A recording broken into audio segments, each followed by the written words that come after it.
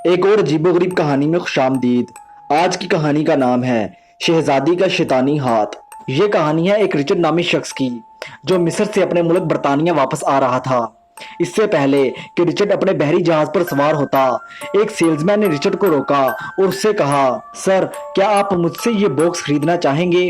इस पर रिचर्ड ने सेल्समैन को जवाब दिया, मुझे तुम्हारे किसी बॉक्स में कोई दिलचस्पी नहीं। सर, एक बार आप देख तो लें इस बॉक्स के अंदर क्या है। मुझे पूरा यकीन है कि इस बॉक्स के अंदर मौजूद चीज आपको बहुत पसंद आएगी, सेल्समैन ने रिचर्ड से कहा।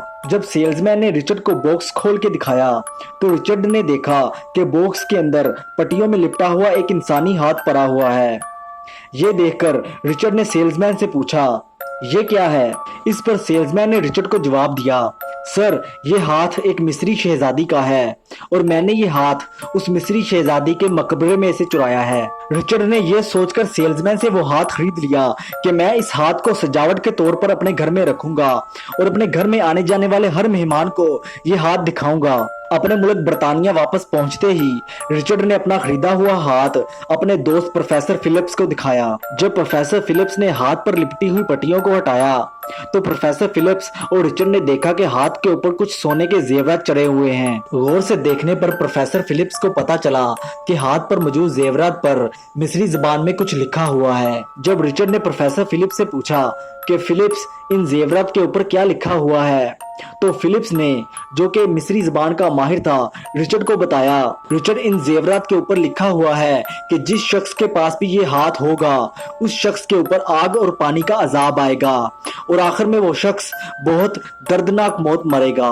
रिचर्ड ने प्रोफेसर फिलिप्स की बातों को ज्यादा संजीदा नहीं लिया और हाथ को ले जाकर अपने घर में सजा लिया।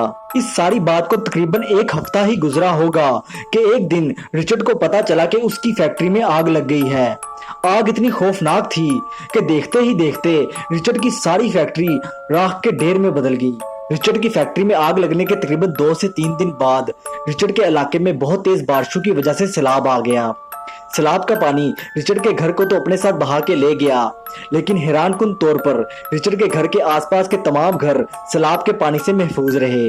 इससे भी अजीब बात यह है कि पानी रिचर्ड का सब कुछ बहा के ले गया, सिवाय उस बॉक्स के जिसमें शहजादी का हाथ था।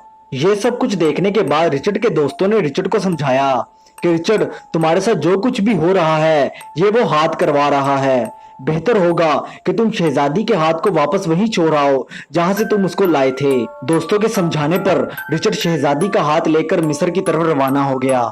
मिस्र पहुंचने पर रिचर्ड ये देखकर हैरान हो गया कि जिस सेल्समैन से उसने शहजादी का हाथ खरीदा था, वो सेल्समैन बंदरगाह पर खड़ा उसका इंतजार कर रहा था, जैसे उसको ये पता था कि रिचर्ड वापस आएगा। रिचर्ड ने गुस्से से सेल्समैन को शहजादी का हाथ वापस किया और सेल्समैन को बुरा भला कहते हुए वहां से वापस आ गया। मिस्र से वापसी के एक हफ्ते बाद रिचर्ड अपने दोस्तों के साथ जंगल में शिकार कर रहा था कि अचानक रिचर्ड और उसके दोस्तों की नजर एक हाथी पर पड़ी।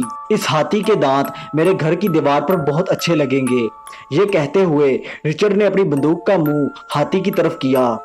जैसे ही रिचर्ड ने गोली चलाई, हाथी ने डरकर रिचर्ड और उसके दोस्तों के ऊपर हमला कर दिया।